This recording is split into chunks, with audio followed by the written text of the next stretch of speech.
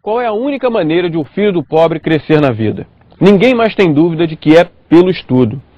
Educação e cultura são fundamentais para assegurar um bom futuro para os nossos filhos e para ajudar no crescimento do país. Mas pela educação e pela cultura nós só temos a lamentar. Pesquisas recentes indicam que, mais uma vez, a educação pública não atingiu as suas metas, que, aliás, no Brasil estão abaixo de países menores e mais pobres, como o Chile, por exemplo. Menos de 40% das nossas crianças tiveram pleno êxito na aprendizagem de matérias básicas como português e matemática. A falta de instrução compromete a cidadania de um povo, que, aliás, devia ter no poder público o seu maior defensor. Mas o que irrita é que os governos são justamente eles os maiores responsáveis pela ineficiência da promoção da educação e da cultura. Não há mais debate sobre a valorização do professor. O consenso exige melhores salários, melhores condições de trabalho, além da contratação de empresas que possam fornecer mais espaços de lazer, reforma das escolas e compra de material didático de qualidade.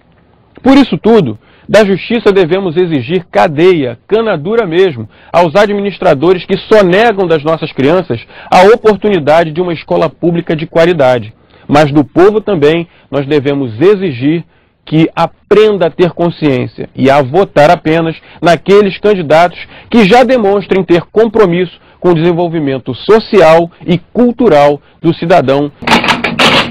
A ONG Transparência Brasil, voltada à fiscalização das ações do poder público, realizou um estudo entre 2005 e 2008, chegando à conclusão de que 93% das leis apresentadas pelos vereadores e aprovadas na Câmara Municipal do Rio são irrelevantes, não servem para nada. Não bastasse tal pecado, eles faltam em média 23% das sessões. Se isso acontece na capital do estado, na Baixada Fluminense, salvo raras e honrosas exceções, a história não é muito diferente. Quase a totalidade das leis apresentadas por eles se referem à concessão de medalhas, troca de nome de rua, fixação de datas comemorativas, além, é claro, de questões de interesse exclusivo dos políticos, mas sempre apresentadas como soluções aos problemas da comunidade. Num país que sofre a praga da corrupção no governo, iniciativas voltadas ao resgate da moralidade quase nunca são aprovadas. Além de legislar sobre questões de interesse do município, os vereadores têm como função constitucional fiscalizar o poder executivo. Mas, em vez disso, o que acontece é um conluio no qual os vereadores se submetem às vontades dos prefeitos para repartir cargos públicos e assim poder empregar parentes, amigos e cabos eleitorais. É por essas e outras questões que as câmaras estão se tornando um clubinho de interesses menores, já que se tornaram irrelevantes para o povo, porque as suas leis concentram esforços em questões tão fúteis que não resolvem os problemas. Você já viu aquele filme O Dia Depois de Amanhã? Onde, por causa da intromissão do homem na natureza, o norte do planeta acaba se transformando num imenso pote de sorvete? Pois é, o Brasil é predominantemente um país tropical.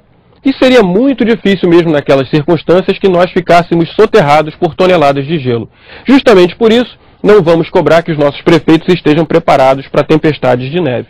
Mas é preciso saber que país tropical sofre de doença tropical. A epidemia de dengue de 2008, por exemplo, revelou o caos na saúde pública e um povo desesperado que não conseguiu atendimento de qualidade. Naquele ano, foram quase 250 mil casos da doença, 174 mortes em todo o estado, além de outros 150 óbitos que estão sob investigação. Nos últimos 10 anos, dobrou o número de municípios infestados pelo mosquito da dengue. Apesar desses números, o governo federal garante que não vai haver outra epidemia porque já está sob controle. Mas será que é isso que a senhora, o senhor, percebe quando olha pela janela de casa?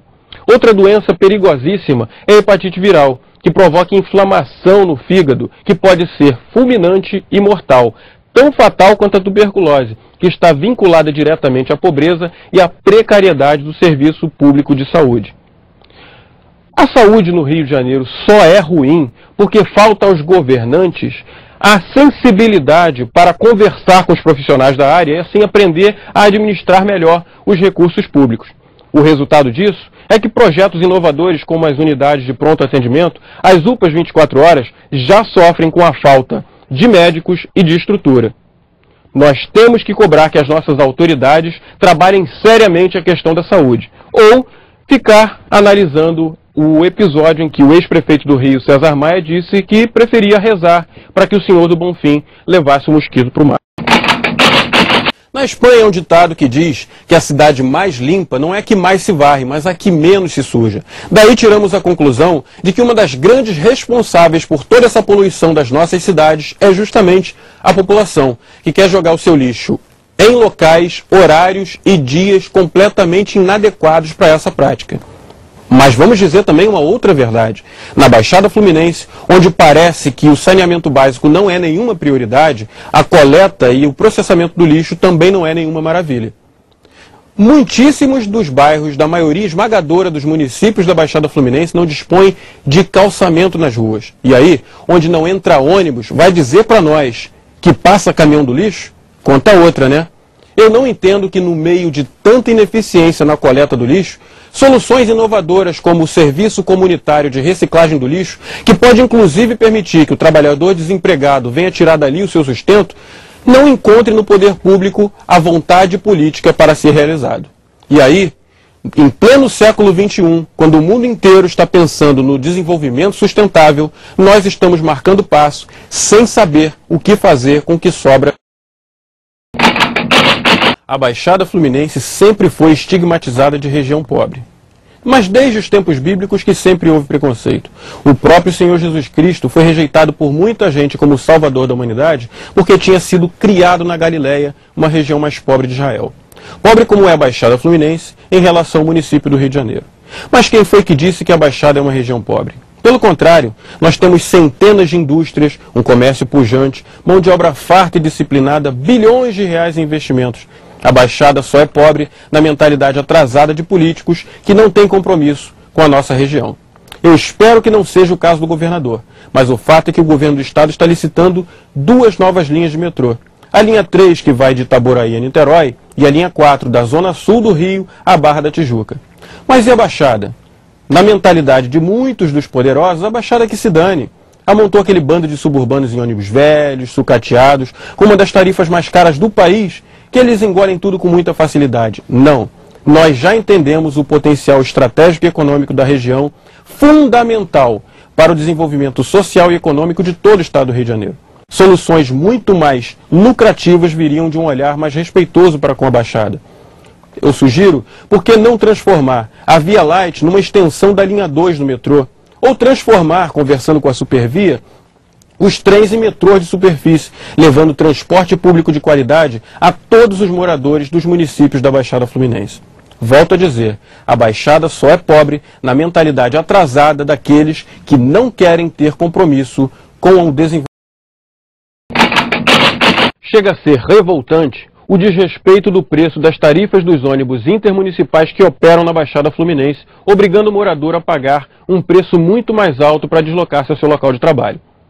A ganância dos empresários de ônibus que operam nessa região só não é maior do que o comprometimento ou omissão dos políticos responsáveis por dar solução ao problema.